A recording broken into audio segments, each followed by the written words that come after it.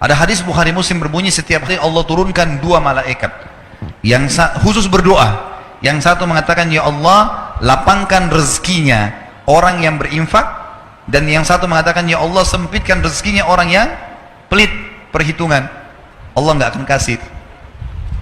Kemudian juga teman-teman sekalian, Allah membalas setiap infak kita itu minimal 10 kali lipat loh, 1000%.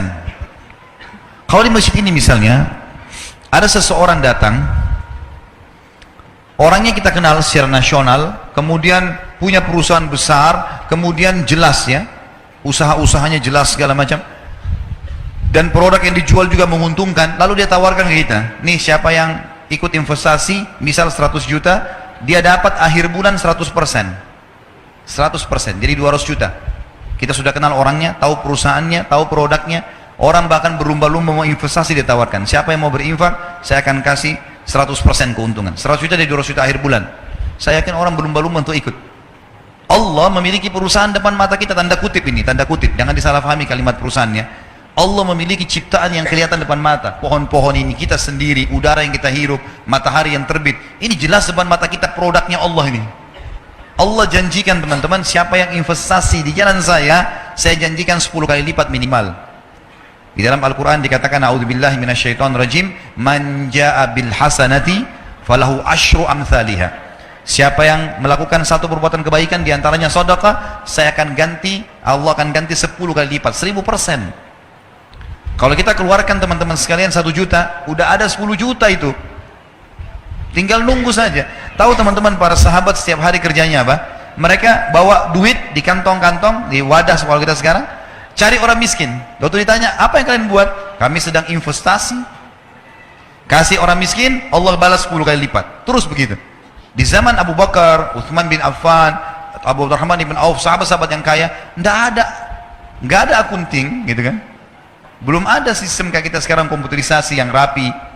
Bagaimana cara mereka mengatur dua duitnya? Saya kalau baca sejarah mereka itu luar biasa. Dagang, transaksi, orang susah dibantu, orang yang memang layak dapat untung, diputar lagi modalnya, dikeluarin di jalan Allah, disedekahkan, yang sisanya dipakai modal. Begitu-begitu saja. Waktu mereka meninggalkan harta, kalau itu sekarang itu bisa ratusan miliar rupiah, mungkin triliunan kalau uang rupiah. Mereka tidak punya admin, tidak punya apa-apa. Bagaimana mereka bisa atur semua itu? Karena sedekah. Abdurrahman bin Auf pernah buktikan kepada kita dalam kisahnya, beliau pernah kedatangan keuntungan 1 peti emas, belum pernah untung sebanyak itu. Dia duduk gelisah di dekatnya emas itu. Istrinya tanya, kenapa Abdurrahman? Saya gelisah lihat ini, nggak pernah keuntungan kita sebesar ini. Allahu alam kalau terjadi di seseorang di antara kita yang dapat 1 peti emas, mungkin udah di dalam di tanah kali ya, supaya nggak ketahuan di mana. Dia gelisah, istrinya bilang, kenapa? Saya gelisah, nggak pernah ada keuntungan begini. Kata istrinya, lalu apa yang kau lakukan? Saya mau infakkan jalan Allah. Jangan ada di rumah malam ini. Baik, sama istrinya bungkus-bungkus, bagi-bagi, malam itu habis. Besok datang 2 peti. Kisah nyata ini. 2 peti yang seperti itu. Dia istri bilang, ini gimana? Infakkan lagi. Besoknya 3 peti. Setiap dikeluarkan dibalas sama Allah cash langsung pada saat itu. Cuma mau berani atau enggak nih? Percaya atau enggak? Ini kadang-kadang makan sama temannya, mau traktir atau enggak ya? Ragu. Kadang-kadang tunggu temannya pegang dompet baru bilang, saya aja nggak apa-apa. Oh nggak apa-apa temannya. Oh ya sudah dibayarin nggak apa-apa. Sering-sering ya. Pesannya sering-sering gitu. Ini salah ini. Di jalan Allah 10 kali lipat. Praktekin, ini rumus yang sederhana. Infak, Allah bilang di jalanku, aku akan balas infakmu itu.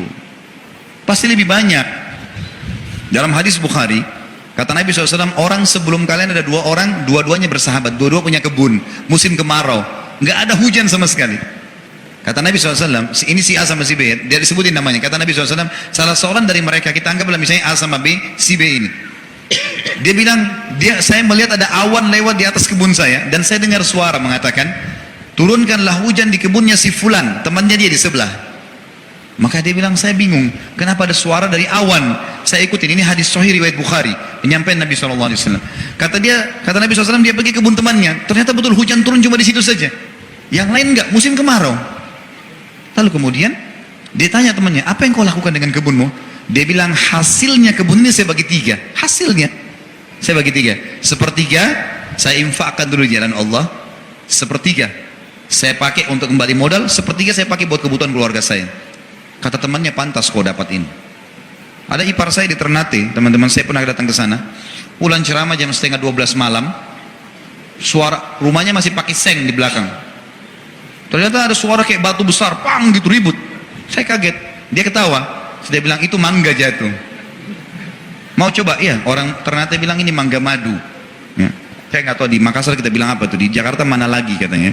Ada titik-titik madunya di dalam. Coba ya coba, memang manis sekali. Masya Allah saya makan sama dia. Saya bilang besok pagi saya mau lihat pohonnya. Ya silahkan. Terus dia bilang, pohon ini sepanjang tahun berbuah terus. Saya bilang kok bisa? Dikasih bibit? Dia bilang enggak. Saya biarin aja begitu. Pokoknya dia sepanjang tahun berbuah. Biasanya kan mangga kita tahu setahun sekali kan. Paling maksimal setahun 2 kali itu sudah luar biasa. Besok pagi habis sholat subuh di masjid, saya keluar, saya ke rumahnya, saya pamit ke belakang. Ternyata pohon itu cuma pendek, mungkin cuma 3 meter, seperti mungkin tiang masjid ini. Kemudian buahnya banyak sekali. Sampai mau jatuh ke paving bloknya itu. Cuma pohon itu setengah pohon masuk ke rumahnya, setengah pohon melintang keluar temboknya gitu. Terus dia keluar, dia bilang, tiba-tiba kayak Allah kasih jawaban ke saya, dia bilang, ini setengahnya yang masuk ke sini saya pakai buat saya sama keluarga, kalau ada tamu datang saya kasih. Yang keluar itu saya nggak pernah ambil. Siapa saja boleh ambil, silahkan. Saya bilang itu rahasianya kenapa berbuah sepanjang tahun. Coba pertemukan dengan antum di sini, dibungkus plastik, ya. Anaknya saja lihat nggak boleh. Hah? Anaknya nggak boleh sentuh. Jangan sentuh ya nak, nanti kau sudah masak. Kadang-kadang subhanallah orang pelit sekali. Dia beli makanan favorit masuk di kulkas, anaknya nggak boleh sentuh, istrinya nggak boleh sentuh. Wah luar biasa nih. Hah? Bagaimana bisa Allah kasih? Maka mulai sekarang harus royal di jalan Allah. Dalam masalah infak teman-teman jangan perhitungan. Itu investasi yang tidak akan pernah habis. Allah subhanahu wa ta'ala mengingatkan dalam Al-Baqarah surah nomor 2 ayat 254 agar jangan menyesal. Karena kalau teman-teman punya rekening 1 miliar, 2 miliar nggak pernah berinfak di jalan Allah, pada saat meninggal teman-teman demi Allah akan menyesal. Coba dulu saya kasih masjid ini ya, coba dulu saya kasih pesantren ini ya, coba dulu saya beliin Quran ya. Udah telat, udah nggak bisa lagi. Iya kalau ahli waris kita bangun di masjid, kalau enggak, kalau mereka pakai buat kebutuhan mereka saja gitu. Allah berfirman, a'udzubillahi minasyaitonirrajim, ya ayyuhalladzina amanu anfiqu mimma razaqnakum min qabli an ya'ti yaumun la bay'un fihi wala khullatun wala syafa'ah wal kafiruna humudz zalimun. Hai orang-orang beriman, infakkan, keluarkan, jangan perhitungan di jalan Allah. Apa yang kami jadikan rezeki buat kalian sebelum datang hari, tidak ada transaksi, nggak ada persahabatan, tidak ada lagi pertolongan, dan orang-orang kafir mereka adalah orang-orang yang zalim. Memberi teman-teman, berikan yang terbaik. Jangan pakai istilah daripada makanan rusak di kulkas kasih aja orang. Nanti rezeki juga daripada ini. Mau dapat ikan paus pakai kapal tanker. Jangan pakai pancing kecil. Celengan masjid lewat rumahnya Allah loh ini. Lewat celengan korek kantong yang paling kecil. 2.000, 1.000. Kalau ada 500 kuan 500 dikasih masuk di masjid. Baru luar biasa cerewetnya. Minta kesehatan, kekuatan, keturunan, selamat dari neraka, masuk surga, minta jodoh yang cantik, yang gagah. Nah ini, ini kalau malaikat diizinkan cambuk sudah dicambuk ini.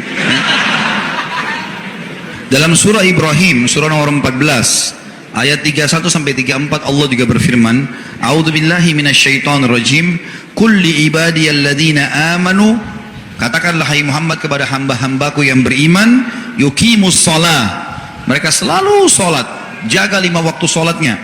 Itu waktu absen kepada Allah. Datang on time di awal waktu. Wa yunfiqu mimma razaqnahum sirran wa alaniyah.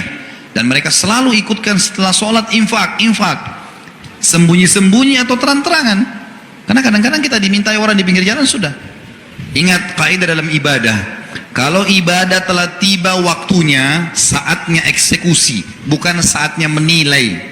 Misal, azan, lalu kemudian kita lihat ada masjid, kayaknya masjid ini kotor, saya mau masjid sana saja. Bukan saatnya menilai. Azan, sholat, di masjid manapun sholat.